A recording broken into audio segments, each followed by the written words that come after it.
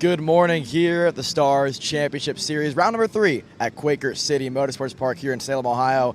Well, it's a Stars Sunday this weekend here, Emery, and a lot to talk about this weekend. Obviously, the OKN Masters just got off the racetrack to complete their warm-up session. John Manano top of the board, kind of leaving off, starting where he left off yesterday with the pace that he had on the number 1 plate. But Microsoft heading on to the racetrack. What was your biggest takeaway, Emery, from yesterday's heats and I guess the motos for the pro guys? You know, there was a lot of guys out there that said that this track wouldn't race full, and you know, it's definitely difficult to pass, but I gotta say I was really impressed by the racing product. You know, we got some really intense battling in both of the OKN classes, and then obviously the shifter racing yesterday was phenomenal.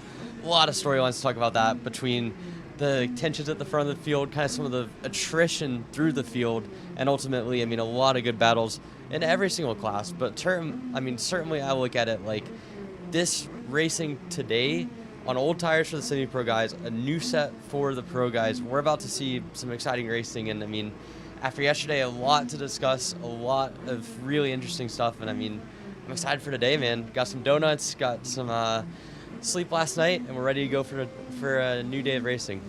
Yeah, sleep's the biggest thing, right? I think I hope a lot of drivers got a chance to kind of get some rest. I know Star's been doing a good job this weekend, Friday and Saturday, to kind of get the drivers out of here at a reasonable hour and obviously get some good rest because it's early mornings here at the Stars Championship Series, starting at 8 a.m. for the warm-ups Eastern time. And again, a lot of warm-ups still to go through. And like you said, the pre-finals are going to be on old tires for all the semi-pro guys. The pro guys go right into their main events, put the new set on.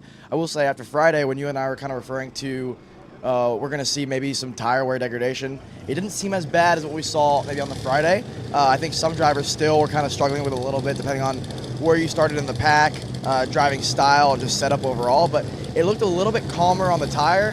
The racing looked a little better than what we thought. Like you said, I mean, all the drivers, the biggest takeaway, I spoke to a lot of the pro guys, whether it was OKN-J, OKN, even the pro Stars guys, they said, listen, it's not that bad to pass on, actually, this racetrack. And again, there's certain corners where in the shifter class, no matter what, it's going to kind of pinch towards the exit, or the entry and the exit, right? Just the way you drive a shifter, you're going to kind of dive in early and then, you know, kind of exit shallow. It's going to be hard to get around, but we saw some incredible racing in pro shifter. We'll get into that as the pros get out there for their warm-up later on in the morning. But right now, we got the young stars out there, the Micro Swift class, and quite a bit to talk about here. I mean, obviously, you have the likes of Slate Harrell, Lennox Lockhart, Dutch Westbrook. Mason Brody went for a wild ride yesterday in that second heat race, one of the highest I've probably seen a Microsoft go-kart go up in the air. Good to see him land on all 4 tires, be okay, rolling out here for Nash for their warm-up session, and he'll be fine for this pre-final coming up later on in the morning. But talking about the Microsoft class real quickly, Emery, what was something that you kind of noticed about it? What are you kind of predicting for today?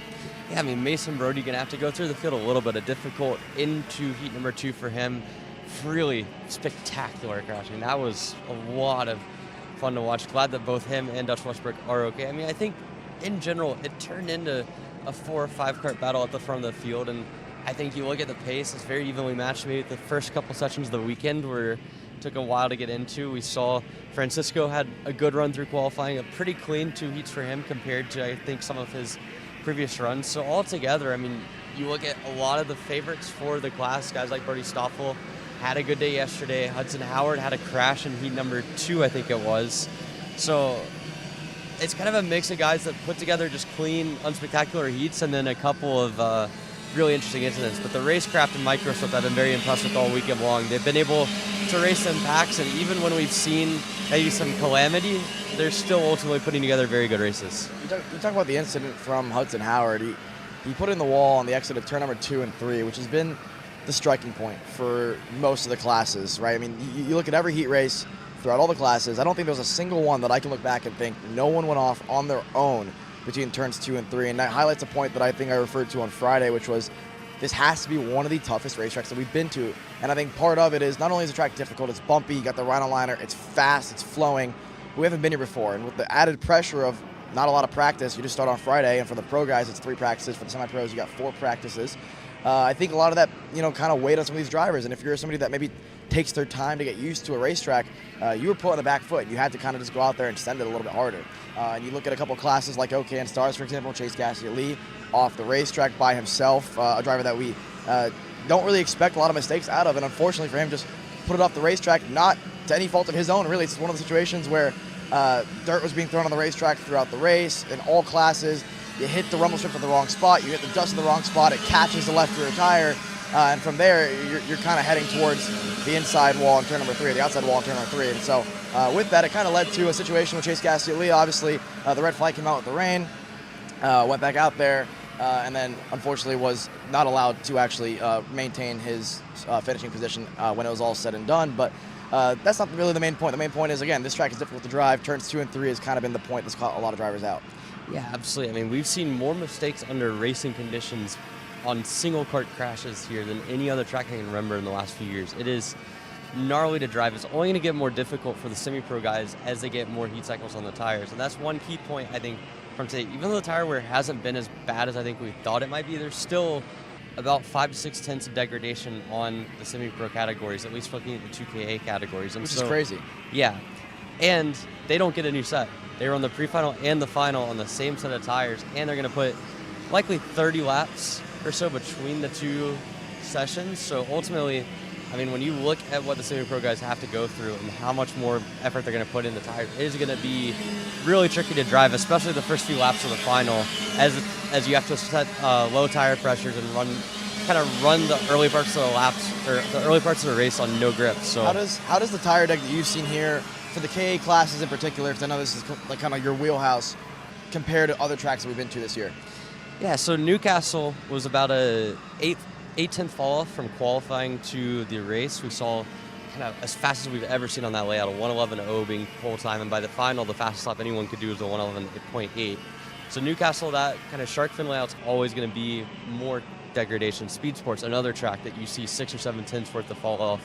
At Trackhouse, not quite as much. Charlotte, again, a smooth surface, not as much fall off. In fact, if anything, if I remember correctly, they ran the same time in the final as they did in qualifying. So this is certainly on the other end of the spectrum. It rewards drivers that can keep the tires under them. I don't think it's more of a class-to-class thing, to be honest. There's some classes, the shifter category, I think, has suffered from degradation, but OKN, with kind of the lower power band on exit, you know, that doesn't put as much heat, as much inertia through the rear tires, and I think we're seeing, for the most part, that's been better than expected. So I look at it like in KA, there's more degradation here than pretty much anywhere else other than maybe Newcastle, but in other classes, it's kind of hit or miss. Let's talk about a couple things here, right? So obviously, I think one of the talking points is the starts. Rolling out kind of towards the back end, visually, if you're here on the fence line, you can't really see the starts too much, but turn 1 is a pretty fast left-hander, and then it goes in towards that section I was talking about, the downhill, turn 2, turn 3, and then uphill, turn 4 and turn 5 chicane. The starts tend to see a couple drivers on the outside struggling to maintain their position, and they out of frustration, maybe either going off the racetrack with the marbles or trying to hang on, or back out of it and kind of get, reared from behind, right? So with that, we saw a couple instances, one being in the junior category, Travis Pettit, taking the cut through, giving himself kind of a penalty, right? Which I think for a young driver, me and Emery kind of spoke about this last night on the drive home, impressive for a kid at 12 years old to kind of say, you know what, I cut the course, I'm going to give back the positions that I feel like I lost in that situation. Let a couple of drivers go. I think he fell back to 9th at one point, right, in that instance. But with that, I think it stirred up a couple of things. It was talked about here in the paddock, and Alec Coates posted in the Discord this morning, kind of made a change here overnight, and now they put barriers between the cut through from turn 1 that leads into, I guess, the turn 5, 6 chicane.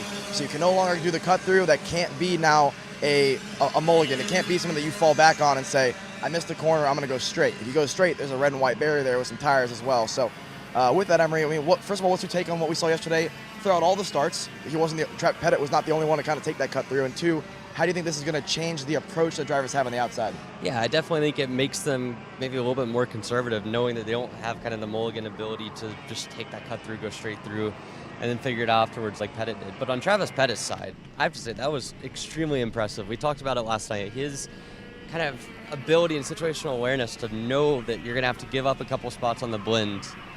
And, I mean, it made it a discussion for the Stars officials. Ultimately, they deemed it no penalty because he basically penalized himself 5 spots. So, incredible maturity for a kid that's been racing at a very high level this year. So, that was interesting to see. I think the starts as a whole, pretty clean altogether. We saw some incidents in the midfield and back parts of the field for a lot of the classes. But as far as, like, you look at Newcastle, you look at Charlotte, you look at pretty much any race this year on the national scale, you're going to get crashes. It's just a part of the game. You could have the widest possible road. You could race on the Autobahn and there would still be a good amount of crashes. So not too much of a concern there. I think, again, the outside's going to be a little bit more conservative today, knowing that they can't just go straight on. And I applaud Stars for the decision on that. I think at the end of the day, you can't have a cut through that goes straight into the racing surface, straight into the racing line. And unfortunately, that's what this ended up being. So, I mean, again, I think Stars made the right decision. It's incredible that Travis Pettit made that kind of loophole work out yesterday, but I think that ultimately for the racing today, it makes the most sense to have that barrier there. I think 100%, especially when you have drivers start to utilize that to their advantage a little bit. If I was on the outside, I'd probably just take the cut through, right? There's no reason not to. So I think now with that option not being there, you're going to have to go around the outside. It makes the outside very tricky around this place. Anytime you have a really quick opening corner and you're on the outside, if you hold the outside, the advantage to being on the outside is you get the inside for turn number 2 and then turn number 3, right? But what we've noticed and when I've spoken to a lot of drivers is this is not a normal turn 1 situation. You have the Rhinoliner on the inside. It's really helping the inside row kind of maintain speed. And oftentimes you're seeing drivers on cold tires with the Rhinoliner kind of grip slide up, push the drivers off the racetrack. We saw it a couple times, maybe Gavin Bailiff being one of them. Obviously, he's standing starts for the shifter guys, but Bailiff, I guess, checking up a little bit, got rear-ended, unfortunately, by one of his teammates and kind of stirred up the pot a little bit in the shifter class. So it wasn't the only instance that we saw in opening corner crashes. We saw Gassi Lee out of Aya get into it in OKN Stars. So I think this turn 1 has been very fun, very interesting. I think that obviously getting rid of that cut through essentially is going to make things a little bit safer. Even just on the blend, it's not great to have drivers take that blend onto a racing surface, like you said. I mean, it's at least if you're going to do a blend, it's got to be something like you see at Sebring, right? For example, you blow turn 7 hairpin, the iconic turn 7 hairpin by the turn 7 hotel. And then obviously you have to go around, take the cut through, and then come back on. So different instances. And again, the main thing to highlight here, Emery, like you said, great call on Stars' part. We're all learning together. This is a relatively new racetrack, new to the national calendar. Stars did a good job coming here. They want to change it up. They want to have kind of a different calendar than other series, and I think they've done probably the best job in doing so and going to racetracks that we don't get to go to that often. And with that, we're learning, the drivers are learning, and as a series, they're learning how to properly, manage it all, how to make it work, and they've done a really good job this weekend. Yeah, absolutely, and they've done a good job on the schedule too. Something I want to highlight is that at the end of the day, Stars each year has changed at least one race from their schedule. They're the only series that can say that. A lot of times I think series get a little bit complacent, gotta go to the same places. Stars has done a nice job of, going to a track like this one in Quaker City, going to Charlotte last year. In 2023, they tried out Pittsburgh. In 2022, they went to New Jersey. You go all the way back down the list, and Stars has done a good job every single time divvying up the schedule. And I mean, there's going to be some people that like this place. There's some people that I don't think like it as much, but I think ultimately it's something that you have to kind of go through and learn at the same time. Just because it's a new track to the national calendar doesn't mean that there's not still a lot of value in bringing racing to this place. And I mean, I look at what we've learned so far. I mean, at first we came up to this weekend and we're like, yeah, it's going to race terrible. It's raced well so far through a full 2 days of racing. There's a lot of mistakes. It challenges the drivers more than I think anyone would have maybe expected right off the bat. So to me, this has been a huge success just on the basis of trying something different and kind of giving a different approach. Because again, one other thing to think about when it comes to Stars is they run Trackhouse at the end of the season. That's the next round. They run Newcastle. They run Charlotte. That is 3 really smooth racetracks. Tracks that, objectively, like you go around and it's not that physical surface-wise. Charlotte's a bit of a workout for you just because of the amount of mid-speed corners, but in general, smooth racetracks, kind of high-grade tracks when it comes to sort of the quality of life for a driver, So this is a unique challenge. It's one that I've enjoyed seeing the drivers struggle with. I talked to Davin Roberts a bit as we left the track last night, and he was talking about how he has never had a track where he's felt more like at odds with, that he feels like he's going to wreck more. He's made the mistake into that downhill right section on test week where he straight up went off the track and crashed it by himself. He's like, yeah, I've never done that. Jay Irwin yesterday, same deal. He's crashed 3 times over the course of the weekend all on his own, and he's a guy that never crashes out on his own. So drivers are having more difficulty with this track than ever, and I think that it just speaks to, you can't judge a book by a cover. Just because a series hasn't been here before, just because it's a new facility for everyone, does not mean that it's a bad facility or a facility that needs a lot of changes. And again, we're all learning. We've seen the good sides of it. and now we're set for an exciting day of racing today as we see KA Jr. line up on the grid. Yeah, before I talk about KA Jr., because I maybe want to try to chat with one or two of these drivers, master shifter on the racetrack right now, and I think one of my favorite interviews every time is Jordan Muster. He's such an analyst, right? He goes in depth on everything, and I think yesterday's heat number 2 interview, he gave us some really good insight on what it's like to drive this place in a shifter. And again, the common stuff is, again, charging, diamond the line, get a nice exit. But with Jordan Muster, you and I kind of highlighted his different approach to the line throughout the lap, throughout the corners. It varies depending on whether the corner has rhino liner or not, depending on maybe the tire situation, depending on the lap count that it was. And he mentioned a really good point that, listen, as the track rubbers in, the corners with rhino liner got increasingly more grip. The corners that don't have it actually got greasier as the day went on, as it got hotter. That won't really be the case, as we suspect, here in the pre-final coming up.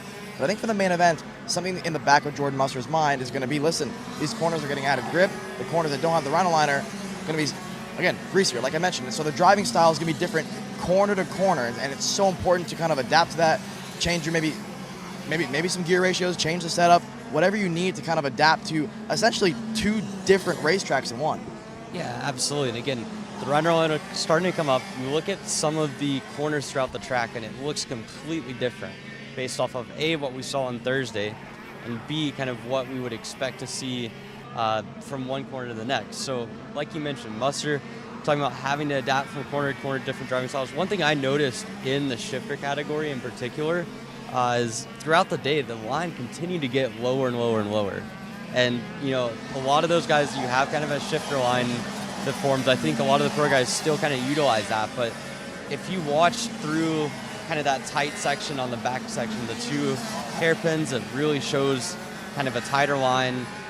You see the double right, or the triple left, actually, in turn 11 and 12. Another example of, like, the more the track gets rubber in, the more the rhino liner continues to get utilized, the more that we're going to see kind of unique lines, narrow lines. And again, it shows the adaptability of these drivers, because you don't want to get stuck on the rhino liner. You always want to keep kind of 2 wheels on it, 2 wheels off. It's kind of the ideal way to go about it.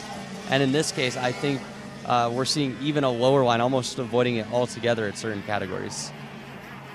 Well, as the master shifters are out there on the racetrack right now, there's a couple of drivers that we can actually talk about here. Obviously, Matt Machiko, top on the board right now this morning. Still plenty of time left, 2 minutes 45 on the clock. Muster P2, Jake Fetter P3. Those have been essentially the 3 guys that we've looked at the top of the board. Matt Machiko, to me, has been the one that's gradually improved as the weekend's gone on so far. A couple others that we can refer to, but I kind of want to walk around the KA Junior grid here and see if we can chat with one of them. A lot of them are in their go-karts, helmets on. One of them with the helmet off, standing out of his go-kart, is a driver that's been quick all weekend, all year long, in all classes and all series that he's been to, and it's the National Motorsports EOS machine of Nathan Dupuis. And let's take a little walk over here to Nathan. Nate Dogg, what's up, bud? How are we feeling this morning? Good. Got some good sleep, which I prioritize my sleep, which I like sleep. Sleep is good. Sleep is great. Yesterday, obviously, an up-and-down day for you. The pace is there when you didn't throw it off the racetrack in turn 3, but ultimately, how would you kind of rate your Saturday? I'd probably give it a solid 8. I mean, I won 3 of my 4 heats. Good. Had very good pace. Just, yeah, it's a very good day, I think. Obviously, working with Blake Nash over there on the 10th as well. He was raving about you throughout the race there, saying that you're probably one of the best drivers over the bumps. What do you think makes you so good on tracks so physical? Probably my size. I'm a little bigger than most of the kids in the class. I work out sometimes too, which is good. Keeps up, just make sure I'm not tired throughout the race, especially in the OKN. It's a lot more physical. My size is a big part. Lastly here, myself and Emery kind of walked into this weekend, looked at the layout, said it's not going to race as good. I think the racing's been better than expected here in the KA classes. It kind of caught you off guard how much better the racing's been than maybe what we would have thought? Yeah, for sure. Especially, I didn't realize there was this much elevation change. The elevation change definitely, I like the racing with the elevation change. It's a lot better. Racing's pretty close between top guys. There's consistently 4 of us that keep breaking away. It's the same 4 guys in both classes. The racing, I like the passing and the defending. I think this is a great track. A lot of people say they don't like it here. I love it here. This track, I feel like, was almost made for me. So, yeah, I like it. All right, good luck today, Nate. Thank you. interesting point there from Nate Dupuis. He made a lot of good points there, Emery, and I think the biggest one is, and to no surprise, right, for a driver that won 3 of the 4 races, you're going to like this track. You're going to enjoy it more than guys who maybe are struggling more. But I think to his point, he is one of the taller, bigger guys here in the junior class, and I think on a track so physical, so bumpy, he looks to be probably the smoothest of them. Yeah, absolutely. He's been able to kind of navigate the bumps well. We've seen, again, the one mistake he made yesterday in Heat 1 was from the lead. Yeah, for the lead of the race. Ironically enough, almost the same mistake he made at MCC last year at this exact round of the Stars Championship Series. So, you know, you take that out of the day. I'd say he was being generous with an 8 out of 10 day. I think you take that away, it's a 10 out of 10 day because he had such good pace in OKN Junior. He starts on pole in OKN-J. It's looking like a fantastic weekend for him. And in the K Junior, I mean, again, even without that or with that mistake, still a pretty good starting spot. Still looks to be in contention for the main event victory later on in the day. So, I mean, Nate Dupuis, great pace everywhere. Incredible pace this weekend. National Motorsports machine hooked up really well. We saw his teammate Callum Berghoff back there as well as had also some good pace this weekend. I mean, I think the Nash guys have got this package figured out, this track figured out between him, between Blake Nash, and really the whole program. Even Mason Brody down to Mike are showing a lot of pace. So a lot of pace from Mike or for the Nash Motorsports guys, but ultimately as KA Junior gets set to head on the track, we're going to take a moment to hear from our partners, and we'll be back for some more warm-up action and some more KC Grid Dog action as well. Later, guys. All the way up to the finish line. Who is it going to be? And it's Sean Perez who wins in Crescent. Ty Fisher wins $1,000 in KA100 Junior. How about John Bird for TV Kart USA on home soil? They take the win in Amarillo. Amarillo Kart Complex is now the official distributor for TV Kart in the continental U.S. Become a dealer today. Champions aren't just born on the kart track. At SimShop, we deliver professional-grade simulators with the best performance-to-price ratio in the industry. Founded by racers who understand what you need, our SimMagic and Moza equipment is powerful enough for the pros, yet affordable for everyone. With unmatched customer support and a thriving community, we're your racing partner. Visit simshop.com today. Are you ready to get behind the wheel? From Formula One to NASCAR and IndyCar, all the pros start here.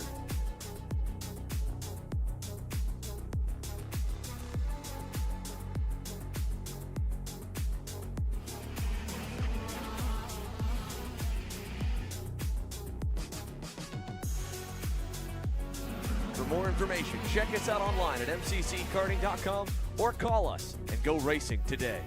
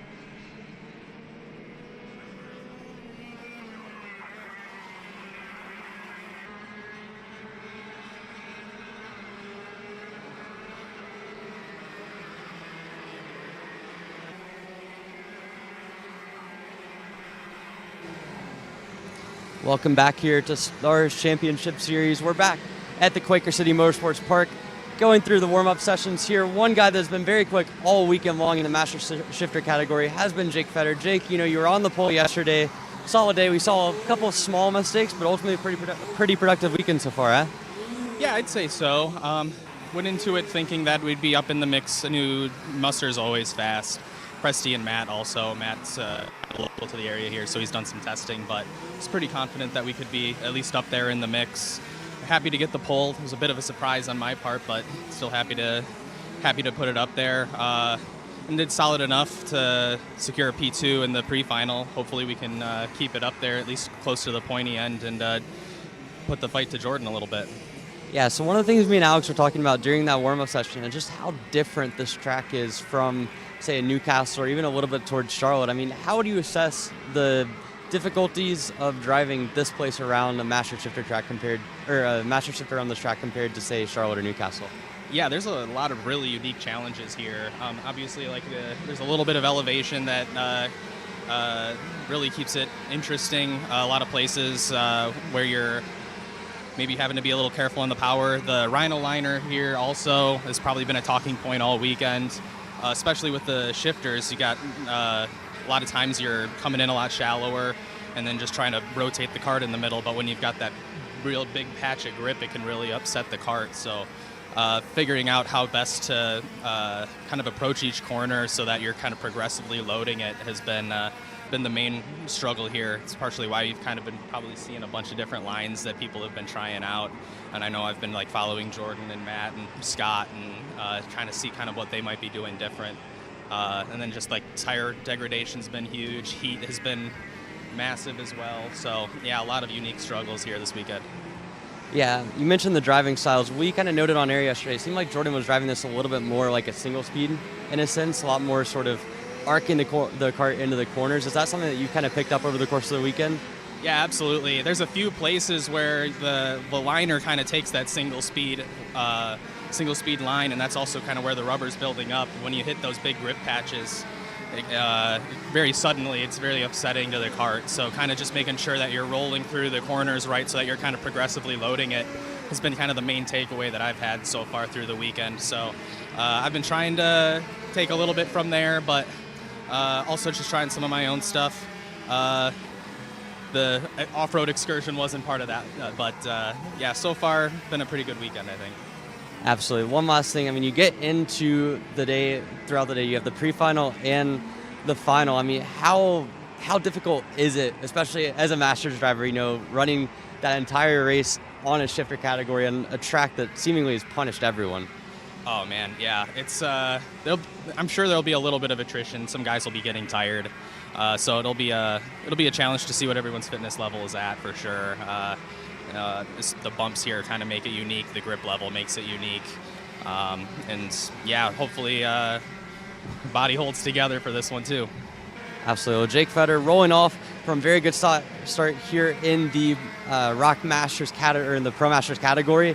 Looking forward to seeing what he can do again. Jordan Muster, Jake Fetter, Matt Machiko, kind of the three favorites here this weekend in that category. So as we see KA Juniors on the track, because I think that's Kai Mars there pulling into the scale line, we're going to get set to go for another 3 more rounds of warm-up before we get into the pro categories. And I think that the biggest thing to look at with this warm-up is these guys will, in the semi-pro categories, will have to run on used tires throughout the day, except for the Pro Rok Masters that we just talked to with Jake Fetter. So this is an interesting discussion here and talking about kind of what the track aligns with. The semi-pro guys kind of have to run used tires and warm up to get a good feel for that, because like Jake mentioned there, the tire degradation has been massive in the Masters category all weekend long.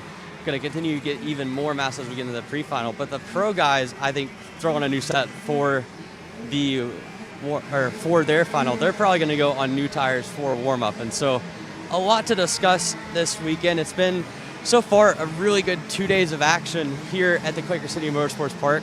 We've got donuts on the grid continuing to be served to everyone that comes up for warm-up, and now, what better person to talk to about Stars action and about how this weekend's been going so far than Christian Marsh. And while I was interviewing Jake and kind of getting his thoughts on the Master Shifters category, Alex is now with the head man to talk to Christian Marsh here on the grid with some donuts in the background. Yeah, thanks, Emery. Christian, obviously a lot that we can dive into, a lot that we can talk about, but the biggest thing is first time on the national calendar. We've been to Quaker City. What's been kind of the feedback for you guys so far this weekend? Yeah, I mean, anytime you would go to a new circuit, right, there's a bunch of challenges. Our staff's been here since Sunday. The staff at Quaker City Motorsports Park's been great to work with. And, obviously we came into a new place. There were a lot of unknowns, but we're learning throughout the weekend. And I think ultimately, based on the feedback from the drivers and everything, that this track will end up being one of those staples to the national calendar.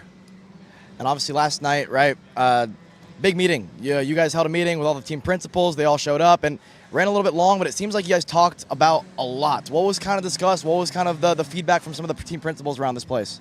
Yeah, so I mean, ultimately, the team principal meeting is something we've done for a few years now. We haven't done it at the first two events this year, just like a time constraint, right? But after everything that happened kind of on and off track yesterday, we felt like it was important to get everyone together and talk to them.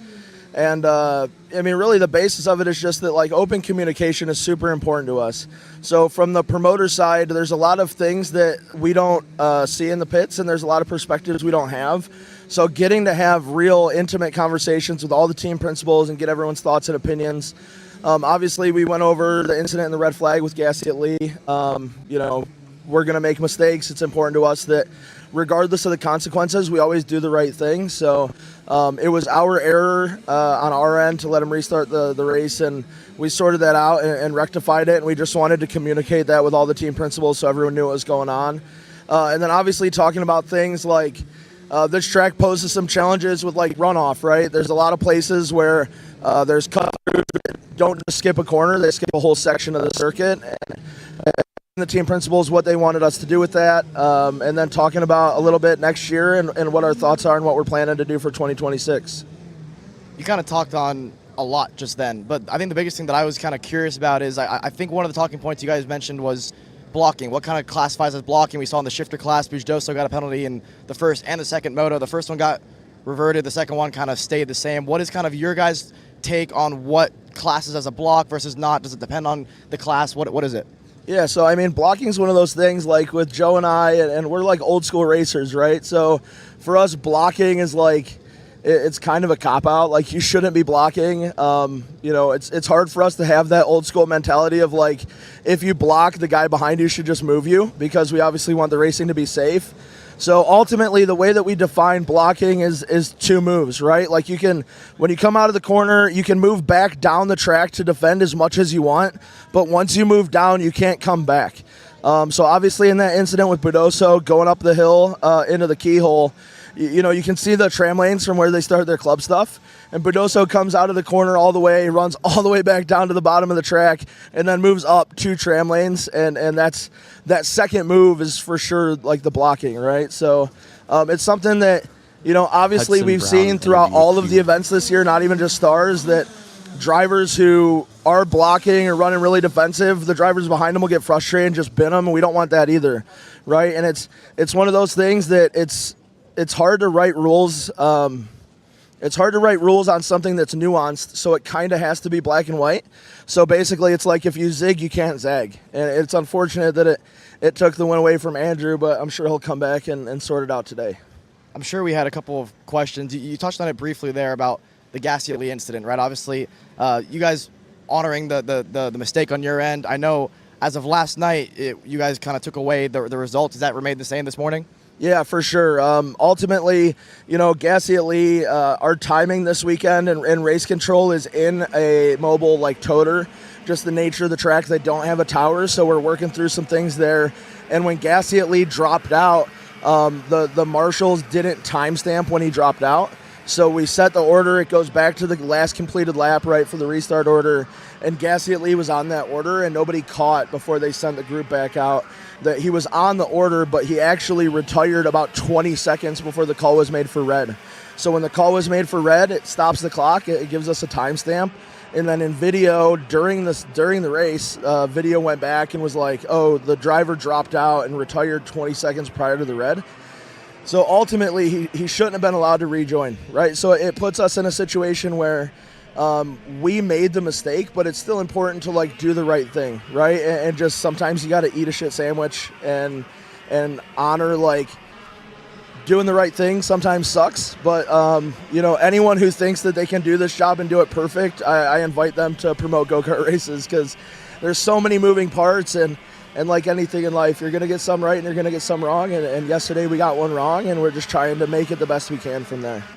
One last thing here. You talk about the moving parts. You talk about what it takes to put on a series. I want to leave it on a positive note for you to kind of tell the people back at home watching who maybe aren't here racing, aren't here at the paddock, why should people come and race for the Stars Championship Series? I mean, listen, man, we're racers, and we try to do cool shit, right? I don't want to get you guys demonetized, but ultimately we put on events that we would want to run back when we were racing karts and racing shifters and stuff. And ultimately the community here, and we see it through the good stuff and through the bad stuff, the community is just amazing. We love what we do. We love all of our staff, and that love like actually permeates throughout the paddock. You can just tell by the vibe and how friendly everyone is, and how people communicate with one another and communicate with our staff.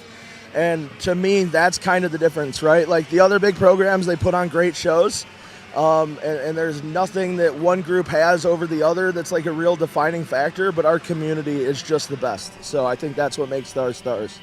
Thank you, Christian. Yeah, thanks, guys. A lot to take away there, Emery, from Christian's interview. And I think, again, just made a lot of great points. And I love giving him the chance to kind of explain some of the stuff we saw yesterday in the pro class, the blocking from Bujdoso. I know Gassiet Lee's incident there and kind of taking away of his result it raised some questions for people back at home, and I think just giving Christian the chance to kind of explain everything that went down was really good as well. And I think everything just makes sense. Again, it's one of those things where they put their hand in the air, they said their mistake, and move on, right? And it's one of those situations. So all in all, again, we'll have to see what Chase can do from the back of the grid now when we get ready for their OKN Stars Pro warm-ups later on. But KA seniors now have gridded up. And Emery, what you got down there? Yeah, I mean, first off, excellent interview there with Christian. A lot to discuss and a lot to break down that I'm sure that we'll get into as we get into the pro warm-ups. So I'm here with Hudson Brown. Hudson, you had a good day yesterday. You're in the points fight. You start 7th for the pre-final. I mean, assess your weekend so far. It's been a little rough yesterday in the heats, a lot of incidents on track, but other than that, the pace is really good. We just got to keep working on like our straightaway speed, but our cornering seems to be well, so just got to make the right moves and hopefully make it up from 7th. Yeah, and you're a driver with a lot of 4-stroke experience, a good amount of 2-stroke experience as well. How would you say this track races compared to some of the other places you've been over the last few years, all the way throughout karting? Yeah, it's definitely a bit more of just sort of like a, pass or be pass track. It's not really any working together. The racing's aggressive, and you really can't wait. You can't push. You just got to pass. That's the bottom line. Yeah, one last thing. I mean, we've talked a lot about tire wear this weekend. How are yours holding up, and do you kind of have a bit of a concern with that as we get into the pre-final and final later on today? No concerns. My kart's been phenomenal, free all weekend. No complaints. Feels good. All right, well, Hudson Brown ready to go for a KA senior warm-up here in just a minute as we see Mini Swift on the track right now. And Alex, we've seen a lot of pace this weekend from Oliver Hodgson, from Alan Isambard, from some of the more typical guys at the front of the field, but one of the guys that has been, in my opinion, one of the storylines of the weekend has been Andrew Hamill. He started inside the top 5 for both of the heat races, ran as high as 2nd throughout both of them. And Alex, I think you're down on the grid with him, about ready to talk to him, eh? Yeah, we'll let our mobile guy, Hunter Bolton here, make his way over down to the 905. Andrew Hamill, I think, has been, for me in all classes, the standout driver that you look at and say, wow, he's really just picked up the pace this weekend, found a lot of groove. Andrew, down here on the grid with you, obviously helmet on, you got your earbuds in, you might not be able to hear me, you told me, I'm going to talk pretty loud for you, but kind of describe your weekend, sum it up for me. How's it been heading into Sunday? Yeah, I got to thank Andres and DPC for all the help for us this weekend, just tuning with the kart and tuning with everything. I'm just rolling into this weekend. I was super excited to come try out a new track. It's really fun. It's a cool layout. And for a day like today, I'm just excited to get out there and race. You kind of told me before the interview that the starts are key. You're rolling off 5th. You're on the inside at least, not the outside, which has seemingly been a trouble spot for some drivers. How important is the start around this place? Fairly important. In the heats, I got a really good start, and I was able to kind of hold the position from there. And so I think getting a really good start out here, kind of making some passes throughout the start is going to be really crucial to be able to hold position and gain position. Obviously, with a new racetrack for a lot of these drivers, it's been a struggle point to kind of just find the groove. What do you think's helped you the most kind of stay quick and be quick early on? I think it's just focusing on the guys ahead. I think just like keeping the laps going, on focusing on like catching the guys ahead if there's a gap, or focusing on just gaining that lead and not letting the guys behind catch is just the easiest thing to keep going. Being up front, I mean, what's been some of the things that you've kind of taken away from the way they're all racing? What's it going to take to kind of stay up there and maybe get a win today? Yeah, I think, I mean, it's aggressive, but there's also many ways that you can pass throughout here. So I think for me, it's just to stay aggressive and be on the same level as they are for this week. All right. Good luck, Andrew. Thank you. Interesting stuff there from Andrew Hamill. I mean, Andrew has been very fast this weekend. I think you mentioned kind of focusing forward. It felt like yesterday, when he put the laps together, he was on the money within a tenth or two of what we saw Alan Isambard and Oliver Hodgson do throughout the day. Another couple of storylines through the field. Mason Surgener, who we're walking past right now, I mean, really good in qualifying, put it top 5, had some good pace too in the races, just kind of got an incident on both of them. You know, Heat 1 had the incident downhill right, Heat 2 kind of got ran off the track coming out of turn number 8. So it's been unfortunate for Mason to kind of end up starting where he is for the pre-final, starting in 30th. Another guy that I think is in very solid, if maybe a little bit more spectacular than his other races this season, is Chase Buscali, who's lined up all the way at the front of the grid here for this warm-up. Chase has been kind of inside the top 10. We saw him work up to the top 5 at the end of heat number 2. He's shown a lot of pace. I think he still needs another 10th or so to get to Oliver Hodgson, but you know, with the way these heat races have looked, the field spread gets kind of wide, but the actual pace spread is really not as much. And a guy like Buscali, I think, can make it up into the top 3 or 4 today. Yeah, and Chase is the driver that, you know, makes it work, right? He's pretty aggressive. We know that he's gotten it done at Charlotte with a bent nose cone. He's somewhat got it done with a battery kind of falling off, right? So as long as things stay on the go-kart, we know the 926 will always be fast, and he has one of the best teammates you could possibly have in the KA category, and Oliver Hodgson, a driver that's gotten it done no matter what track we go to. Obviously walked the field, I'd say, essentially in Newcastle, on a racetrack that you don't really get a chance to pull away. I think you can attribute a lot of that to maybe the drivers in P2 on back kind of fighting and giving him that large lead, but to hold a lead that strong at Newcastle is tough. You know that, Emery. Around this racetrack, Oliver's been as quick as ever, but I think a couple drivers you spoke to, right, Hudson Brown is a driver that you can look at and say they're going to be quick. I think the guy right behind Hudson Brown here on the grid, Mick Gabriel's a driver that no matter whether the pace is there or not for the 970, you got to think that Mick will figure it out and we'll get it done when it matters. 100%. Mick has been, you know, one of the quickest guys on the national tour the last few years. Got that elusive first national victory in Dowsman in 2024 as we see the field roll off. Again, one thing to note, the differing strategies. Look at Quinton Angeli, Alan Isambard, Andrew Hamill. The 3 of them all saying that, because we see Isambard now finally pulling off onto the track. Hamill's going to stay right there in tow. You know, these are all 3 guys I think have, at a minimum, in the case of Angeli, and probably on Isambard and Hamill, opportunities for top 5s and wins today. So, you know, they do not want to be out in the form of traffic during warm-up. So one thing I thought that was really interesting from the last 2 interviews that I did. So Jake Fetter kind of talked about the tire wear being more than they expected for Master Shifter and really kind of a problem they've had to manage all weekend long. Hudson Brown said, well, it's not that bad. And on the flip side, you know, other guys that we've talked to in K have been like, yeah, I think this track chews up the tires, and other guys in shifters have been like, yeah, this isn't as bad as we thought it might be. You know, and specifically some of the guys we talked to after the day yesterday in the pro category. So, you know, it's really interesting. It almost makes me think that there's been such a diversity in setup this weekend that some guys are really overusing the rear tires in particular, and some guys simply have their kart set up so tight or so gripped up that it's not really abrasing the surface like it could be. So why do you think that is then? Why do you think some drivers are opting for that more rear strong setup, kind of utilizing that rear a little bit more and burning them up?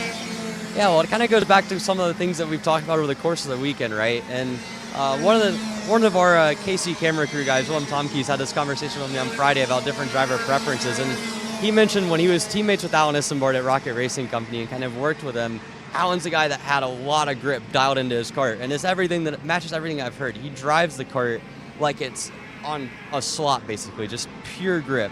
It allows him to drive it into corners very hard, plants the kart, kind of a shifter style approach. You see other guys like Hodgson and Buscali, and some of this is the comp kart as well, very responsive, kind of more aggressive on the wheel, a lot of turn in, maybe a little bit of an unstable rear as well, but they drive through it. And so I think, especially on a Rhino liner track and on a track with a lot of bumps, both ways can be fast. You know, you can use the Rhino liner and basically just drive it like a slot car. You can use as much line as you want, or you can try to avoid as much of it, use the tire grip that you're given with these kind of softer SH2 tires, and just trust that the kart's going to be there for you with the tire grip. So both strategies to me are pretty acceptable. I think as a result of that, you know, you can be fast both ways. At the end of the day, the driver is what makes the difference to a large degree. So, I mean, it's fascinating to see different driver preferences play out. Oh, Mekhi Winfrey there gets really loose through turn number 4 there. I mean, that was almost a spin for the 900 machine. You made a pretty interesting point there. I mean, real quick, sorry to cut you off, but you talked about how the driver makes the biggest difference here. Do you feel like of all the circuits we've been to, I mean, is this up there for the most driver-dependent racetrack? From the front runners shows you that it's driver dependent, because, you know, the go-kart can lose a tenth or two, but it's not going to lose 3 tenths and gain 5 tenths every 2 laps, you know? So inconsistency is a sign and a symptom of a driver's track, and I think we've seen a lot of inconsistency this weekend. Let's talk to a driver that has been arguably the fastest, is not one of the 2 or 3 fastest juniors we've seen all year long on any series and on any engine package we go to and use. And the 129 speed concept racing machine, Travis Pettit, you've had a good weekend, pace-wise. It's been there, right? I'd say there's certain instances where maybe you've made mistakes, you've been involved in things. How would you kind of rate how the weekend's gone for you so far? I mean, it's gone pretty good. We've been chasing the chassis setup all weekend, but we're trying something new this morning, and hopefully it'll work, and yeah, bring home the win. You're going to have to charge your way through a little bit there. Obviously, the second moto, I think you worked the way up, and on the last lap, it kind of didn't go your way, and so now for the main event today, you're going to have to do it all over again. What's it going to take? It's going to take a lot of focus and just go and never give up. This is a racetrack that I think a lot of drivers, you weren't one of them. You told me on Friday, you said this is going to be a fun racetrack, we could pass around here, but a lot of drivers have said you can't pass around here. How are you able to kind of get around drivers the way you were yesterday? Well, I mean, it depends. There is passing spots, but it's also kind of sketchy. But yeah, I send it and hope for the best. I love that. Send it and hope for the best. Thank you, Travis. Thank you. It gets set to go here for OKN-J. I've caught up with the guy starting on the outside front row for both of the junior categories. John Antonino, I mean, buddy, you know, you've had a good weekend so far. It looked like after qualifying you were going to be really difficult to beat. I mean, how would you assess how your Saturday went over the course of both classes? Yeah, it was pretty even for both classes. I mean, we weren't slow, but we weren't fast. But I think if we just need to make a couple of setup changes, and if we do that, I think we'll be up there. Yeah, running 2 categories this weekend. You know, very physical track. We've talked to a lot of drivers that said that they're kind of going through it physically. How are you holding up? I mean, I'm not hurting too bad, but in the beginning of the weekend, it was pretty physical. I think my body has adapted to it pretty well, so yeah. All right, one last thing. New tires for the final here in OKN-J. Old tires for KA Junior. I mean, is that going to play any difference in how you attack both approaches starting on the front row? Yeah, I just need to be careful with my tires in the KA, even in the OK. To overheat these tires, it's really bad, especially when you have so much power underneath you. So if I just keep my head level, I think I'll be good. All right, well, John Antonino, we'll see him starting out on the front row on both of his finals. We'll see him here in a minute on the track for OKN-J Warm-Up as he continues to look forward on what's been a very, very solid 2025 season for his MPG Motorsports Kart Republic. So very impressive stuff from Antonino. And Alex, I mean, we get set to go here for OKN-J Warm-Up. You know, it's been a very competitive field all season long, and I'm excited to see how this plays out here later today. Yeah, this will be a good one. OKN-J, I think, you look at it year to year. Last year, I think it was one of our smaller classes. This year, one of our larger classes with the best racing that we've arguably seen throughout all the Stars Championship rounds so far. But with that, before we get ready for our pro warm-ups, we're going to take a quick word and hear from our sponsors.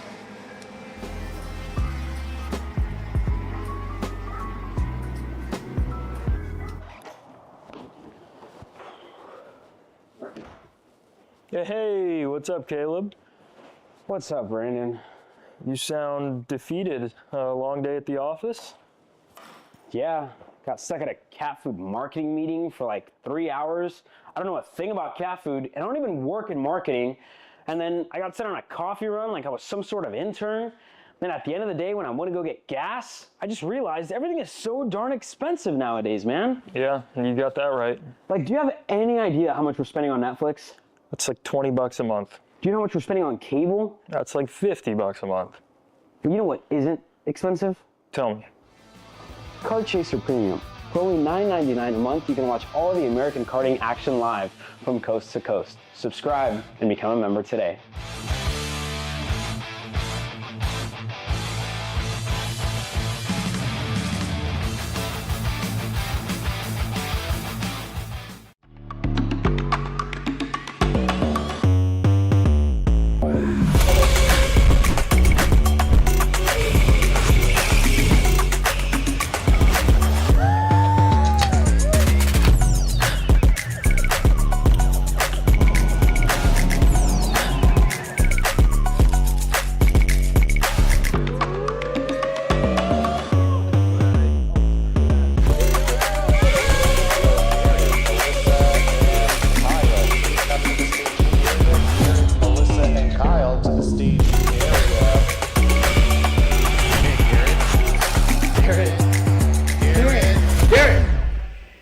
Let's go race.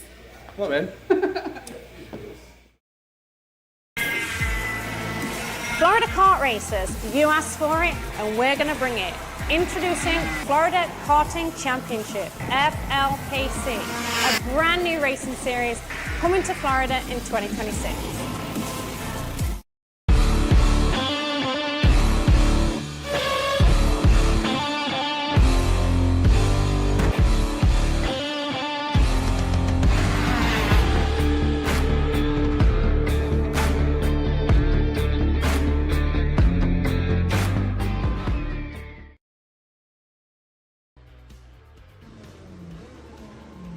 Welcome back here to the Stars Championship Series, round number 3 in Salem, Ohio, the Quaker City Motorsports Park for the Earthquake.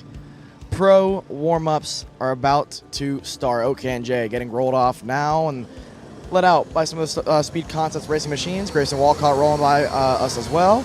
Indy Irwin going out there on the 120 machine. She's been fast. This is actually her first OKN starts ever. She races over in New Zealand in the junior Rotax class. Her second race here stateside besides the Super Nationals, and good to see her. That's Jay Irwin's sister rolling on through and doing really well this weekend. But for the OKN-J class, I think there's a couple things we can talk about, Emery, right? First of all, I think from last year to this year, huge strides forward, huge improvements for the class itself. I know last year a lot of drivers and teams were struggling with some read issues. They didn't want to, run the package. Now it's been a lot better, and I think so far, round 1, round 2, whenever the KC crew kind of debriefs after the weekend, we say, what's our favorite race? It tends to be the OKN-J class. So far this weekend, it's looking that way again.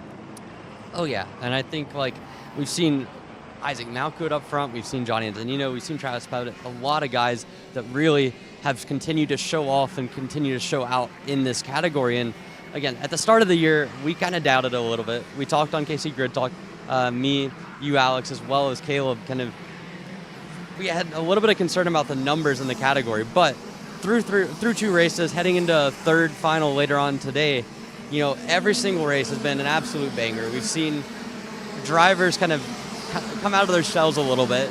I think giving themselves the pro status gives them a little bit more confidence in that sense. And to put it bluntly, in my opinion, through the first 2 races, they've had the best product of the 3 pro show categories. They've had the most consistent numbers. It's been a massive success for Stars, in my opinion. I think it's one of those situations where at the start of the year on the Grid Talk podcast, we said, should OKN-J be considered a pro class? And we kind of got 50-50 results. I don't remember the exact number there, Emery. You probably do. But I think they've definitely earned their keep, and they deserve to be a pro class. And like you said, arguably the best product of the 3 so far. I think this weekend the shifter guys are going to put up a pretty good fight for that one, Bujdoso and Mateus. Obviously, AJ rolling off P1, but AJ's actually stayed out of it this weekend, and we're having a different Magic guy kind of get into it with one of the Borels. So it's been fun to watch. Obviously, get your popcorn out for the main events later on this afternoon because it's going to be spicy. Yeah. Pro Stars might be the most anticipated final we've had all year long. We've got AJ Myers on pole position, Mateus Morgado second, Andrew Bioso third, and you've got a couple guys like Adrian Rennan fighting through the field. But this class coming up here, OKN Stars, let's face it, the first 2 races, I think, a little bit underwhelming in the final sense. We saw some drama in Charlotte, but in Newcastle is kind of a spread out race. This weekend, the weather conditions threw a very heavy wrench in things yesterday. We had kind of a Blake Nash runaway, all things considered, at the first half of the race. You had the Gasly incident. Sure, that's been a very hot topic so far this weekend. Came back to win the race. I mean, first off, how would you assess the racing we've seen so far in the OKN category through the two motos? It's been, from what I've heard from the drivers and what I've seen visually, and speaking to Diego Ramos in particular, who's been a driver towards the front end of the field, he said it's an accordion effect, right? It's really tough to pass in the OKN class. You can get there. It's been really difficult to actually get around them, and that's where you see differences in the lap times, right? You'll see maybe Ramos or Gasly get up to a driver like Blake, find 2/10. The next lap, they'll lose a 1/10 and a half. They'll find 2, lose a 1/10 and a half. And so, yeah, you're gaining on the guy in front, but it's not by a lot. We saw it in Shifter as well, and I think in Shifter, it tends to be the class, like no matter what track you go to, where it's probably the easiest to defend because of the differences in lines, right? But in OKN Stars, to be fair to OKN, actually, according to Diego and a couple of the drivers that I spoke to, they said the racing's actually been better than what was anticipated. But I think the racing in the mid-pack has been fantastic. I think up front, it looks like right now the Nash guys, especially with Blake Nash, Nate Dupuis being quick in the OKN-J and K class as well, they've just been able to ride the bumps a little bit better, and that's what's making Blake so quick. I mean, considering, a guy like Chase Gasly had fresher tires by an entire session, and Blake was arguably quicker in the latter half of that second moto, it gives you kind of an idea of how good that go-kart is on the long run. And so I think that's pretty scary if you're the rest of the field here heading into the main event. Yeah, and Blake ran a time of a 101.6 in that second moto, which is as quick as what his qualifying time was. So everyone else has been talking about tire wear. We've seen it. We've seen a 5 to 6/10 drop off in K Stars from qualifying to Moto 2. Similar drops across in the shifter categories. We saw a little bit of a drop as well in OKN-J. So for Blake to be that fast on used tires is pretty ominous. But again, we saw Gasly, even with a tire advantage, still stayed, adjusted for that, would still be within range of him. Austin Olds had some good pace yesterday, had the problems coming off the grid after the red flag and as well on the race start, which would have gotten him a 5-second penalty regardless for cutting the track. But regardless, this has been an interesting class to watch this weekend. And I mean, as we see Paulie Massimino, the reigning champion of OKN Stars, setting down on the grid, it's been a little bit of an underwhelming weekend for both him and James Overbeck. But you look at the starting grid, they start 4th, they start 5th. Still a lot to play for. I mean, do you think that BJR guys have a shot heading into the final here?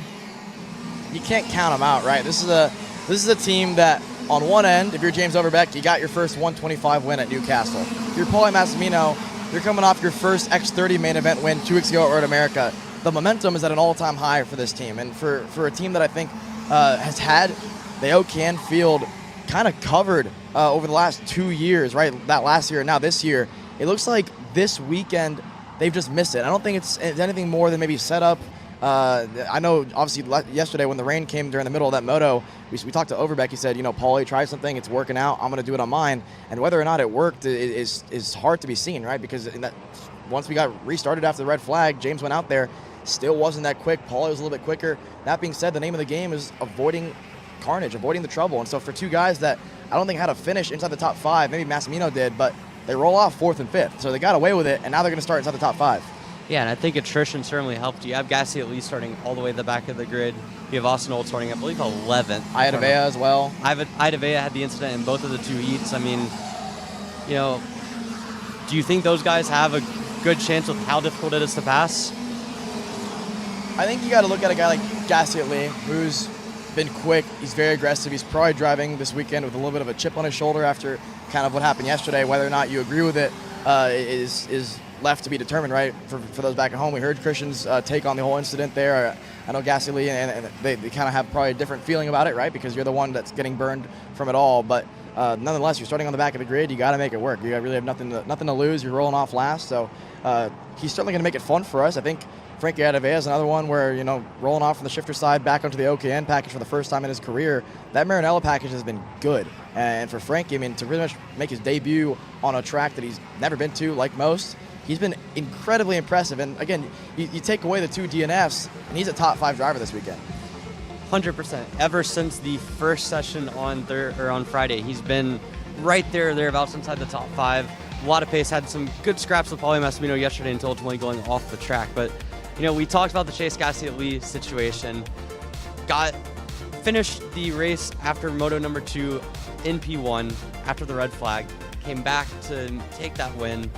Post-race gets DQ'd for the race. We heard Christian's take on it as to why he ended up at the back of the grid from a result standpoint. I mean, first off, Alex, what's your take on the whole situation? And second off, if you're Gasly starting dead last, you no longer have the tire advantage. I mean, what do you think his strategy should be when it comes to racecraft? We heard about the red flag in Moto 2. He said he's going to send it. I think it's the exact same thing in the main, right? You have nothing to lose. You don't have a pre-final. You just got to go right into the mains. And you're going to have new tires like everybody else. And your new tire pace is pretty good. So if you're Chase Gasly, I think you should be pretty confident in like a top 8, top 7 is pretty possible around this place. In terms of my take on the incident, I think Christian worded it great, right, in the interview, right? He explained everything. I think that's why I wanted to give him that platform to kind of explain it more than just, the writing inside the Discord that we saw. And obviously we made a post about it as well. So I think just to add some clarification was always good. And again, per the rules, it's one of the situations where you don't want to be in Chase Gasly's shoes, but if you're Stars, I think you're almost left with no choice, right? I mean, you have to put your hand up and say, listen, on us, our mistake, but per the rules, you should not have been allowed to go out there, and so with that, you shouldn't be allowed to keep the result, unfortunately, for Chase Gasly. Yeah, I look at it like there's some parallels to F1 here. In F1, if you go out in qualifying and your lap time gets deleted after the session, it's a mistake on F1's part, they fail to catch the track limits violation, you still get a penalty. You still get dropped out of Q1 or Q2, even though it was an administrative error. And it sucks for both sides involved, right? I mean, I'm sure if you're in the Stars timing tower, if you're in Christian's position, kind of there, it sucks to kind of have to go back on a decision that was made on the track and kind of a timing loop situation that, again, red flag procedures, I think, are really complicated to explain to a lot of people because you take the scoring from the previous lap, but if someone retires, they get stopped at the moment that they are out of the kart and done for the session. So that could be mid-lap, it could be start of the lap, it could be end of the lap. There's no real right 100% precise way to sort of map that out. So unfortunately, I think it gets in a situation where both sides, get put in a bad place. On Chase's end, it's difficult to take that. It's kind of like at the end of the day, if you've got a kart on the grid and it stalls and you're unable to start, we said another issue. These two guys, it's been the same too all weekend long. It's Austin Olds and James Overbeck have both had issues on at least 4 separate start sequences. As we see now, Olds is going to take the kart back. We see Overbeck pushing down the grid right next to him. Overbeck, I think... Well, Emery, you made a good point to me, Emery, yesterday when we were driving back to our hotel there. Why is it so difficult not only to fire it the first time, but to refire it a second time? Yeah, so the first time through, you have to get the compression right. You have to go about 8th throttle to get it accurate. And if you mess that up, you're essentially kind of just rolling down with someone pushing you all the way to halfway down the straight. So it's so hard to do that. And the second time you go through, now suddenly you flooded the carb. And with the OKN, you flood it at a higher rate than what you would an X30, a KA. So each start gets progressively more difficult to time out. As Olds now on the second time through, he's got it fired. He timed the compression right that time. I mean, he's got to slowly roll that thing out. That's actually the third time for Austin Olds. Yeah, and this is so every single time that Austin Olds has left the pits, he's either stalled it out or it's been the slowest rollout onto the racetrack there. And I think the 48's going to call it here. Let's go for their warm-up session. I'd love to get a chance to talk. I think Overbeck's going to try it one more time here. We'll give the 48 crew one more chance to kind of roll out onto the pits, but this has just been such a struggle point all weekend long for the driver that leads the championship heading into this weekend. Can James go out there, get onto the racetrack there? As his dad, unfortunately, I think trips there, again, pushing the OKN package. Let's see if Matt's okay. All good, Matt? Yeah. I think we get the thumbs up, and that's going to be it for warm-up session. The gloves are off for James Overbeck. And I'd love to just kind of get a chance to get a quick word with James. Obviously, James, I mean, you enter this weekend as the points leader. I think the pace, you guys have been kind of scratching your head every time I've walked into the tent, and it's not the first time I've seen you not make it out for a session. What's been the biggest woes for you guys this weekend? It's just a weekend to forget, I think. I don't know. It wouldn't start yesterday after the red flag and won't start now, so I really don't know, but overall weekend to forget so far. Thanks, James. Yeah, he said it best, right? It's a weekend to forget for the guy that entered this weekend, coming off a high at Newcastle on his first 125cc win. And again, now, James, on the back foot, you have no warm-up now heading into your main event. Yeah, no warm-up, and I'm really curious what's going on with Austin Olds as well, because this is now at least 4 start sequences that he's had that have gone completely wrong this weekend. And in both cases, we've seen Austin continuously, it's taking him 2 or 3 times, if that, to get out from the grid. And, he's a guy with a lot of OKN experience at this point. He's had a number of races. You would think that this is something that he's got down, they would practice. Like, for me, at least, when I first jumped into OKN, the first 5 or 6 starts, my dad had to basically run down the entire grid to do it because I kept messing up the compression sequence. But once you get it down, it's not rocket science. You see 17 of the guys out on the track that have done it perfectly. It's just a really bizarre situation. I can't really get a finger on that. I'd love to go talk to Chase Jones and figure out exactly what the issue might be as we get Pro Shifter here on the grid. Pro Shifter on the grid, and there's so many drivers that we could talk to, right? Obviously, yesterday we ended the Moto number 2 with some fireworks, right? 2 of the Burrell guys, some of the Magic guys were in it as well. I think one driver that we spoke to start the day yesterday, but haven't spoken to since then is the 254 Josh Conker. I mean, Josh, you made it a show for us in the first Moto before you had a mechanical issue. I mean, how was yesterday for you? Have you kind of figured out the racetrack? Have you had enough laps to figure it out? Yeah, yesterday was pretty difficult. We had a good start in Moto 1. I think I was up half the grid in 4 laps, so we would have finished in the top 10, but the water pump bands broke, unfortunately, so we had to DNF that one. And then started Moto 2, I got lumped, bent the axle and smashed the rim up pretty good. So it was a rough day yesterday. I think I have 10 total laps of driving, 12 with the out laps. So this morning's goal is more laps, and then we figured for the start of the race, count like a 1 Mississippi, 2 Mississippi, and then do the race start to try and avoid the carnage, because we came for laps just to get prepped and ready for Newcastle in 2 weeks, and we've failed to do that so far, so laps is the goal today. How tricky is that start? You guys are obviously standing starts, but rolling right into a pretty quick left-hander. How tricky is it for you guys? It's very tricky. Starting last, you can't see anything because you're coming up the crest of a hill, so the second I come over the hill is when I start to see everything. So if they're crashing beforehand, there's dust clouds, you really can't see much, and it's pretty narrow. There's not a lot of places to go if the guy in front of you doesn't go, so trying to navigate that's been difficult. Thanks, Josh. No problem. Thank you, guys. Now here with CJ Bowman. CJ, it's been a difficult Saturday for you. It was a great Friday, a career best 4th place in qualifying. You got to 3rd in one of your motos, but ultimately 2 difficult results. I mean, what happened yesterday? Well, Heat 1 at the start had just a racing incident with Adrian, and Heat 2 positioned myself bad in the first couple of laps and got shuffled back to, I don't know, where was I, like P6, and then had a good battle with Irwin, and he kind of just drove into me. So unfortunately had 2 DNFs, and now we're starting 23rd. How different is the racing all the way at the front of the field compared to maybe closer to the back half of the top 10 or the mid-teens? It's definitely rougher. It's a lot. They're very, very aggressive, for sure. Any strategy, any places where you're going to think you can find a place to pass here? If I see a gap, I'm just going to go for it.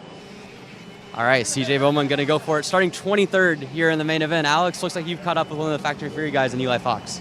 Yeah, right behind you, Hunter, on the mobile camera there. Turn to your right. Here with the Factory Fury GP team, Eli Fox. Eli, I kind of joked with you before the interview. I said, listen, you escaped the carnage, and your words to me were barely. How would you sum up yesterday? Just put together 2 good heats. Like you said, escaped the carnage and learned a few things. I definitely cooked the tires in the first one. The first 5 laps there in the second heat definitely weren't the greatest there for me, but like you said, escaped the carnage and put together 2 good ones. It was a decent day. You said you might have cooked the tires a little bit. You're going to get new tires for the main. I mean, how good do you feel like your tire management is throughout a long race? I feel pretty good about it. As long as we can stay up there and stay consistent, I think we can have a good shot at racing with these guys up front today. Thanks, Eli. Thank you. You're pretty confident Eli Fox there, obviously, Emery. I mean, he was a driver that I think, we didn't see a whole lot of towards the front, but when you escape the mess, when certain drivers have a DNF, they go 1 for 2 on the heats. When you're Eli Fox, you go 2 for 2 on consistency. It's going to put you on the inside of row number 4. He starts off P7 there, unfortunately for his teammate Charlie Stein, so I think arguably has more pace than him so far this weekend. With obviously the blown engine there yesterday, he's going to roll off a little bit further back in the grid. Yeah, it's a mixed-up grid for sure. We saw Vincenzo Saraceno was so fast on Friday. He had kind of a quiet day yesterday, but because of attrition, because of kind of the chaos around him, he still starts inside the top 6.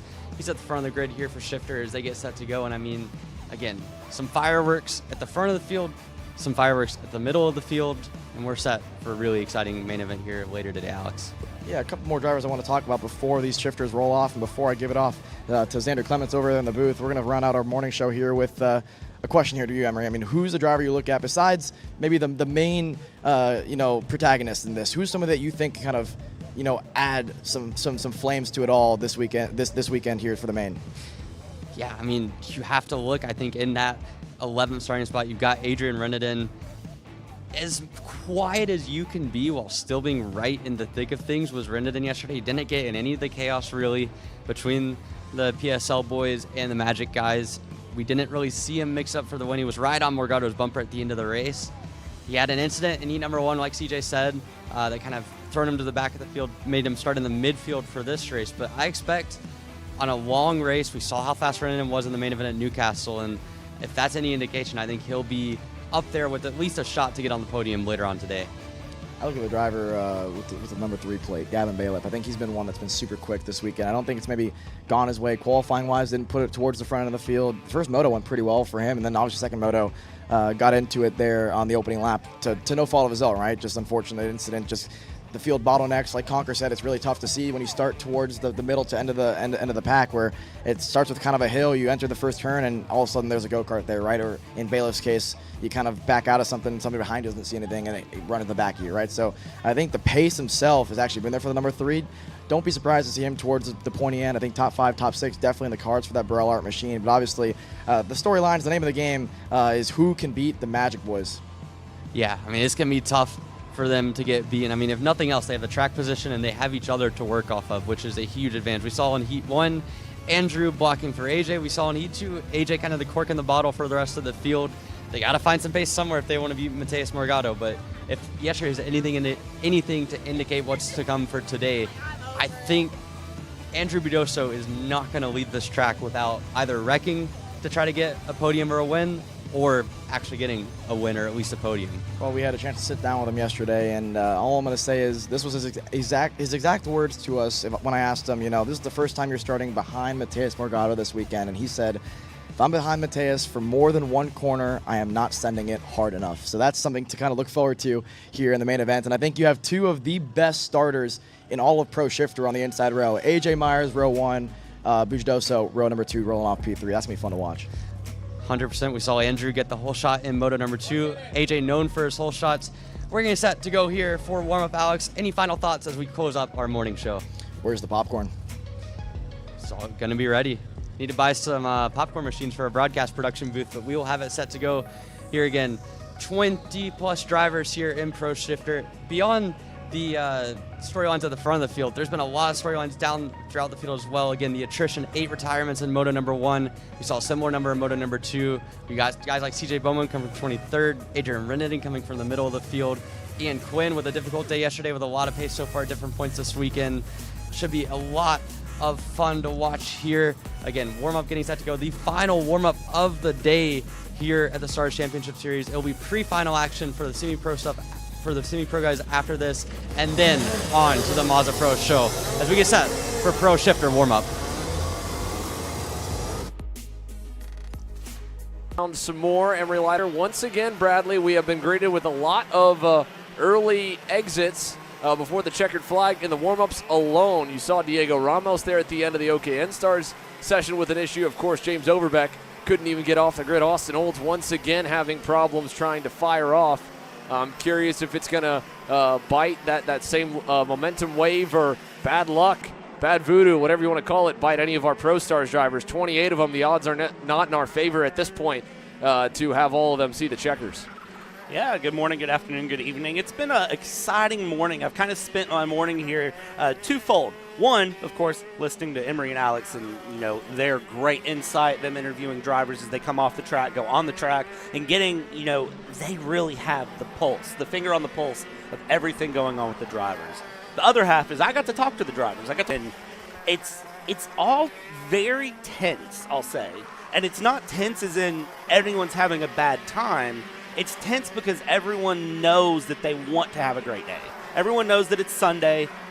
You don't race on Mondays. You race Saturdays, Sundays. If Saturday wasn't your day, you can have a good time. Everyone knew going into warm-up this morning that I talked to that it was important to get out on warm-up and get things going and feel good. If you did not get on track in warm-up, if you did not have a good warm-up, you might not be set for the day. And, of course, you then have the follow-up to that, too. You still need to save your equipment. You need to get through the day. Of course, the day doesn't end at 9 a.m. The day ends all the way at the end of the day at 5 p.m. or so whenever we're wrapping things up. So drivers were very through, and then the physicality as well. That was another thing that a lot of drivers, I asked them, I said, hey, how's the track feel? How do you feel?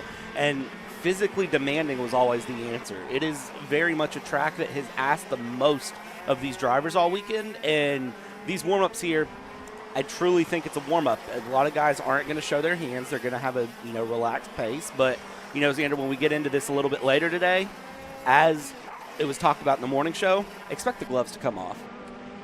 Yeah, there was probably the most tension in the Pro Stars scale line that I've seen of any pro shifter field this year. A.J. Myers, I think he's pretty well respected in the paddock amongst his competitors.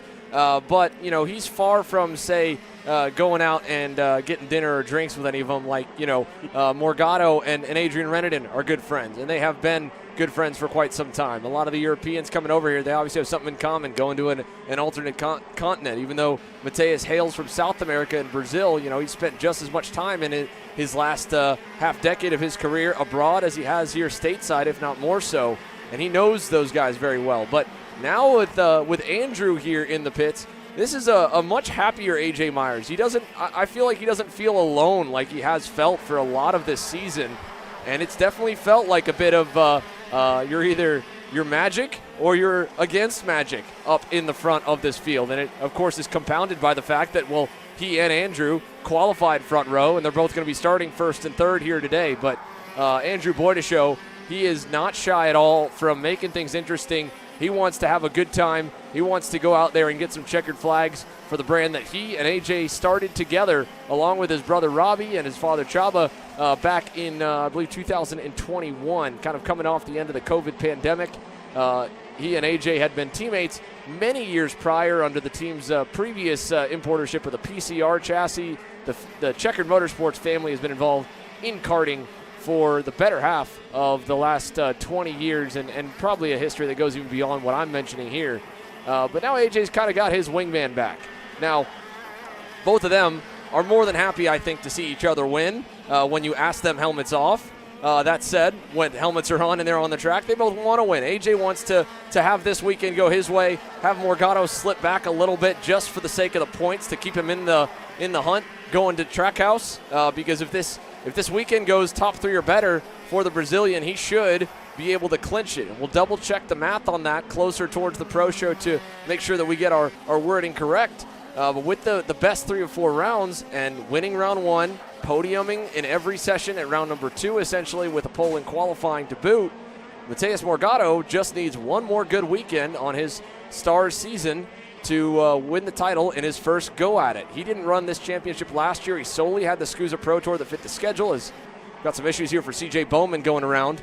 But AJ ran it for the first time last year. This is his second year running the full schedule. He normally used the events as kind of warm-ups and training and development for the Magic crew and would work as a driver coach. He was on site for all of them, just wouldn't compete at every single one. But the levels improved to the point where it's made sense for him and made sense for the brand to compete with more and more talent joining this series' grid every year. And that was a big topic of conversation in the team principal meeting last night as well. And so, yeah, I feel like the two of them versus the rest of the drivers they've got around them. I'm curious what maybe the sentiment is for the likes of the Maranello camp. You know, Josh Conker obviously a last-second ability to get here in the first place, and then a rough go Saturday, has him starting from the rear of the field. A few other notables will be back there with him. We'll keep tabs on to charge, but Justin White, we didn't get to chat with him yesterday at all, and he was right in the middle of it. As we see Jonathan Ocasio now, another Magic in the same zone that CJ Bowman's gone around, has pulled off to the inside, and I believe Bowman's standing there on the outside by his go-kart. So 2 of the blue and orange karts off to the wayside in warm-up, but, White was right there with Morgado and Andrew when it was all going down. He was the one bringing the fight to Andrew just as much as Mateus was. And I don't know how he feels about it because he's had, a busy schedule. He got his first career national win earlier this year at the SCUSA Winter Series. He's been progressively getting closer and closer to this international level that the pro shifter categories in the U.S. have quickly and exponentially grown to, with more and more international talent joining, like as we're watching here, Jay Irwin, the New Zealander, running a full campaign last year and this year. But Justin, I'd love to know what he's thinking. What Carlos Lopez and the Carlos Racing Engines camp's thinking. What's Ian Quinn thinking? As now he's got an issue with his spark plug boot. Just pulled something out of it, then trying to push that back on. And granted, I don't obviously pulling the boot off. You're not going to be fired up, so he won't be able to refire and rejoin the session. But there are other kind of third parties. It feels a bit of maybe, especially the Viral Art Camp with PSL Karting and Morgado and Irwin. Gavin Bailiff kind of associated in that, grouping, being the TKG Viral Art driver. He's 4th right now. Solid warm-up for him. And Adrian Renanen, you kind of put him kind of in the same alliance, if you will, agreeing to play by the same set of rules. And you have on the other side, Andrew and AJ racing the way they want to. It's very different. AJ and Mateus have had plenty of differences of opinion that have led to neither one of them finishing races, neither one of them finishing where they wanted to. It came down to the SCUSA Pro Tour last year at the finale. Final main event on the season to decide a $10,000 cash prize for the champ, full entry ride as well as Supernats ride for the following year, and a $5,000 swing down to second. They collided on one of the early laps. Mateus sending it deep. AJ was still alongside. It knocked AJ down. And so that again bled over. So I feel like we kind of got 2 groups here. And then again, a lot of other drivers in the top 10 even here in warm-up, like Eli Fox and Charlie Steins on that Indiana-based Factory Fury GP Kart Motorsports squad. They could be kind of the variable, the oddball, the mix-up in it, as well as Ian Quinn with Steel Motorsports and the like. But warm completed, a few off. Overall, though, Magic still reigns supreme. AJ Myers, quickest at a 59.824, only driver in that second bracket by nearly 0.2 to Mateus Morgado. There's a short break in the on-track activity for now as the Pro Stars drivers head to the scales and then get ready to prep for their main event later this afternoon at around 1:40 p.m. plus or minus Eastern time. That'll be around 10:40 a.m. Pacific. But pre-final action is gearing up. KA Masters will be the first of them. It'll go to KC Pre members for that. So if you've joined us for the free morning show, we hope you've enjoyed the coverage so far. If you'd like more of it, we'll be going to the members-only feed for them. But if you want to just stay on the free side, you'll get to see the pro classes get after it for free, live, all around the world. And we're coming to you live here from Salem, Ohio at the Quaker City Motorsports Park, the first ever major at this facility. And the main events are headed our way. But first up, pre-finals on the other side of this break. My name is Xander Clemens, alongside me, Bradley Dalton, and the rest of our KC crew are ready to bring you the action here on Sunday. Brandon, why are there all these charges for just over $200?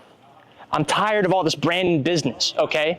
Brandon this, Brandon that. Why are there all these expenses on AKR over $200? We know, okay? Take a walk with me. At Shop AKR, they have everything you need to start racing at a very cheap and affordable price. They have MXC rims, they got chains, electrical stands, tilt seats, they got MXCs.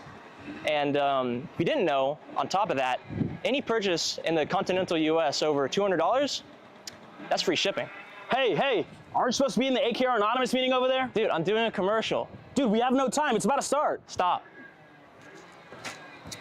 We all love Shop AKR. Me? More than others.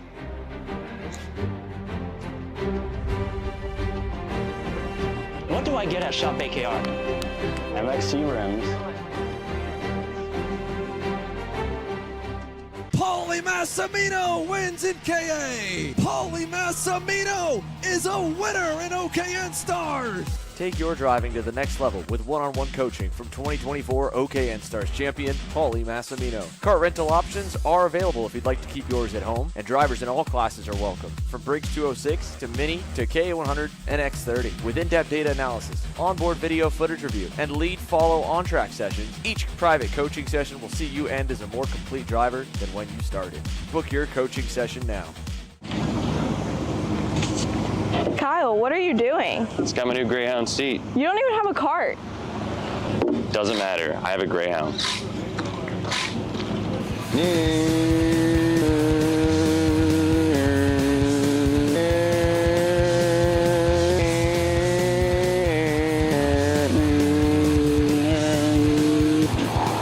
Who the f is Kyle Cuthbertson? Doesn't even have a go-kart. Doesn't matter.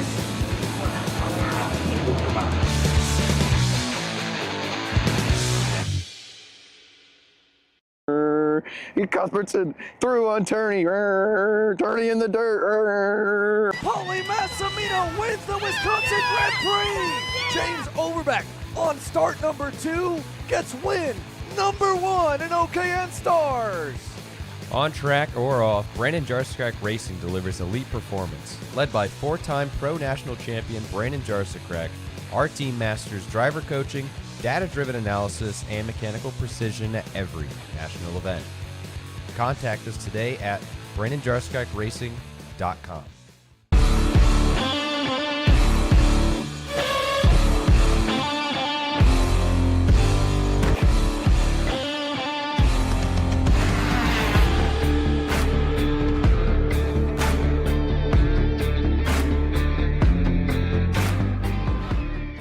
Are you stuck with your kart racing?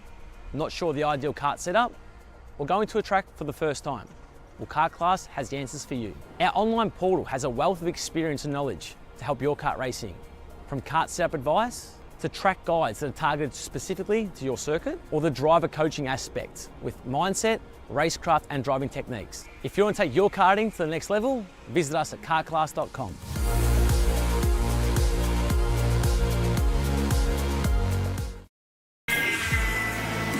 Florida kart racers, you asked for it and we're going to bring it. Introducing Florida Karting Championship, FLPC, a brand new racing series coming to Florida in 2026.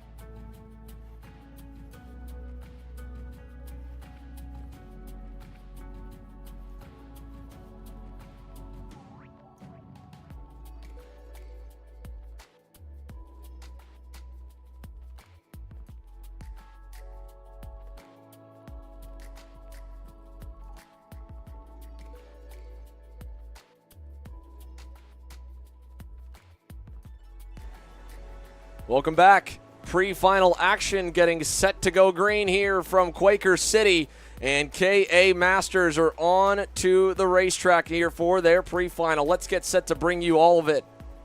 And we'll pull the grid up. At the same time, we're going to get ready to roll with a last bit of intel from Alexander Searle. Alex.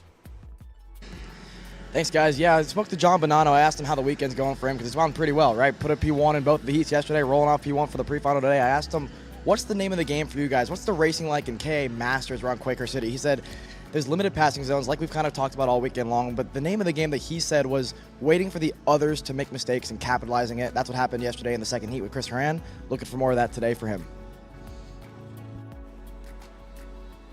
Yeah, Chris Horan definitely was able to capitalize back in heat number 2. And still, though, the consistency from John Bonanno was enough to get him to pole here for the pre-final this morning. Andy Kutcher was right there with them all steps of the way Saturday. And Austin Queen got there towards the end of the day. Adamar Caligaro and Scott Falcone roll back on row 3. Anthony Stifler, Miguel Meir, Scott Carapalati.